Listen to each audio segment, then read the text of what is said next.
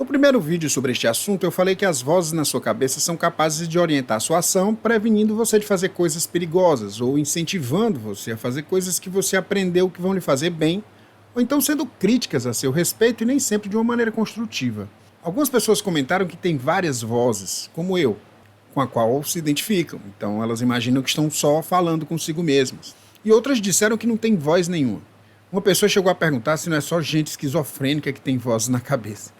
Não é só gente esquizofrênica que tem vozes na cabeça. Embora pessoas esquizofrênicas tenham mais volume, mais nitidez nas vozes que tem na cabeça. Então elas são mais audíveis, provavelmente por causa do recrutamento de neurônios da região temporal que controlam o processamento auditivo. Mas obviamente que a gente usa o termo voz de uma maneira metafórica. De fato, chamar esses fenômenos psicológicos de vozes é uma metáfora. Só temos como falar do que acontece na nossa mente de maneira metafórica, porque, de modo literal, nós somos um aglomerado de células com diferentes especializações formando tecidos, que por sua vez formam um organismo que tem um senso de identidade mais ou menos integrado. Tudo que se passa na sua cabeça pode ser considerado um fenômeno fisiológico, químico, elétrico, dependendo do plano de análise, dependendo do ângulo que você olha o fenômeno. Eu falei no vídeo também de passagem que às vezes esse monólogo interno não é necessariamente verbal, ou pelo menos não é percebido como tal, porque ele acontece numa velocidade muito alta. O que eu vou dizer agora é uma grande simplificação, mas o seu cérebro é regido por uma regra geral muito interessante. Quanto mais profunda a estrutura cerebral, mais veloz ela trabalha, mais inconscientes nós somos da sua operação em condições normais, mais automática essa atividade nos parece e menos energia ela gasta. Toma, por exemplo, as suas funções vegetativas: deglutição, regulação da temperatura corporal, batimentos cardíacos e a respiração na maior parte do tempo. Essas funções são regidas em sua maioria pela atividade do tronco cerebral, que é uma estrutura muito profunda, como você pode ver aí. A energia que elas gastam se confunde com a energia para manter você vivo. Você quase nunca tem consciência dessas operações porque as percebe como involuntárias e elas gastam essa energia básica para manter você vivo. Você percebe tudo como automático, você não consegue controlar diretamente essas funções vegetativas. Mas se você precisa se engajar em atividades que demandam sua atenção consciente, como pensar, por exemplo, resolver um problema, estudar, ou mesmo assistir esse vídeo, essas atividades gastam muito mais energia. São mais lentas, são geralmente conscientes e são percebidas como atividades voluntárias. Você está assistindo esse vídeo porque você quer. Você vai estudar para uma prova porque você quer. Ou pelo menos é assim que você percebe. Essas atividades são controladas pelo córtex cerebral, que é uma estrutura superficial do cérebro. É a casquinha que envolve o cérebro, como você está vendo aí nessa imagem. Mas vamos à pergunta central desse vídeo. De onde vêm as vozes? Elas vêm da sua exposição a outros seres humanos. A maneira como as pessoas que você conviveu descrevem os fenômenos da natureza dentro e fora da sua pele e da delas define a maneira como você vai fazer isso. Você aprende o nome das emoções vendo as pessoas nomearem as próprias emoções e também as suas emoções. Você aprende como as coisas funcionam através de histórias que as pessoas contam, verdadeiras ou não, a respeito de como o mundo funciona. E você vai criando padrões de antecipação dos eventos, baseado no que a gente pode chamar de crenças ou de expectativas, a respeito de por que as coisas são como são, ou dado o que você sabe sobre uma situação, o que vai dar essa situação. A gente faz isso porque o nosso cérebro, de modo a economizar energia, faz um teste de hipóteses contínuo com o ambiente, para determinar qual é a percepção, emoção ou conceito mais plausíveis. Imagina que a gente topasse com uma situação nova e toda a vida a gente tivesse que reaprender tudo que é necessário para lidar com essa situação. Seria um gasto de energia imenso e o nosso cérebro já gasta muito mais energia por volume do que qualquer órgão do nosso corpo.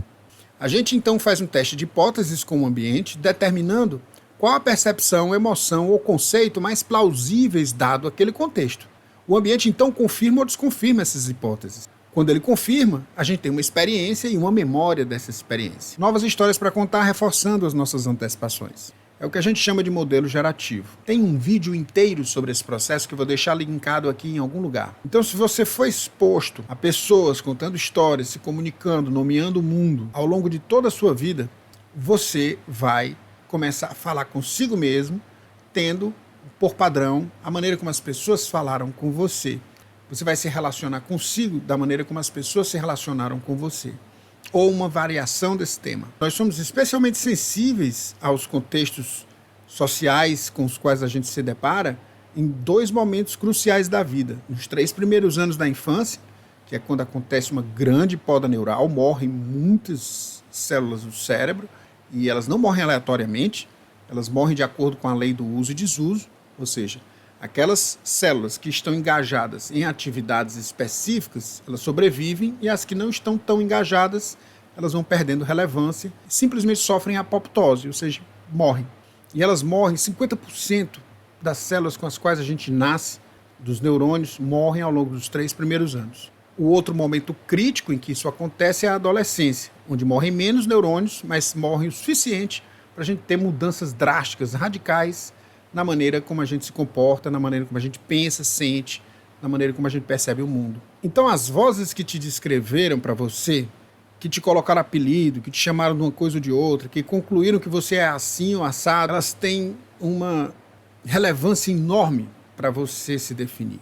Se você tem TDAH, por exemplo, e alguém passou a vida dizendo que você é preguiçoso, relapso, que você comete erros porque quer, é possível que você tenha uma voz lhe dizendo que nunca vai fazer nada relevante na vida, que você é assim mesmo, que não tem nada para ser feito a respeito. Porque as pessoas te disseram exatamente isso, você fica repetindo isso para você mesmo. Ou você pode até contestar essa afirmação. Mas como você tem TDAH, você vai cometer erros, e aí, na hora de você buscar razões pelas quais você cometeu esse erro, em vez de você achar que tem um transtorno e que precisa de um determinado tipo de estimulação para poder melhorar, às vezes até medicação, você vai achar que o que as pessoas disseram sobre você, que você é preguiçoso, que você não tem persistência, que essas coisas é que vão te definir.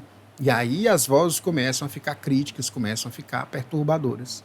Se os seus pais, por exemplo, por algum motivo despejam suas frustrações sobre você, ou se elas ecoam as vozes tóxicas que eles têm dentro de si, na descrição que elas fazem do seu comportamento, é possível que isso vire um valentão interno te perseguindo. Uma voz tóxica na sua cabeça não é a mesma coisa que você ser deprimido ou ansioso, mas é um componente muito importante desses processos, desses transtornos mentais. Se a sua resposta de estresse, que é só uma resposta adaptativa, for ampliada e alongada no tempo por uma voz que fica o tempo todo tocando trombeta e anunciando um exército invasor de algum tipo, o estresse se cronifica, fortalecendo aquela voz e corroendo não apenas o seu funcionamento mental, mas também físico. Pode até baixar a sua imunidade, por exemplo, e favorecer com que você pegue doenças. Não existe, então, uma fronteira delimitada entre o corpo e a mente. Sua mente acontece no seu corpo, é função do seu corpo.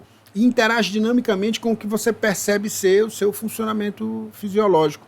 Desse modo, nós precisamos educar nossas vozes interiores, compreendendo de onde elas vieram e como silenciá-las, ou mesmo dar-lhes um contexto que suavize seus efeitos tóxicos sobre nós, cultivando fluxos de autodescrição mais autocompassivos, mais generosos, e nos engajando em rituais culturais para isso. Por exemplo, ter uma boa conversa com um amigo, que seja generoso, cujo olhar seja sobre você seja generoso. Ou fazendo parte de uma comunidade religiosa, ou mesmo uma comunidade social mesmo, que te acolha, que te aceite do jeito que você é, de uma igreja, né, um grupo de orações, rezar, interiorizar, meditar, ou fazer uma psicoterapia quando essas coisas falham em aliviar o sofrimento causado por essa autoperseguição interior que você vivencia se você estiver tendo um transtorno mental. Comente aí embaixo se você já teve vozes tóxicas e como é que você fez para lidar com os piores efeitos delas.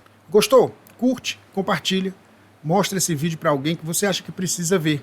Fazendo isso, você me incentiva a continuar publicando esse conteúdo por aqui. Um grande abraço e a gente vai se falando pela internet.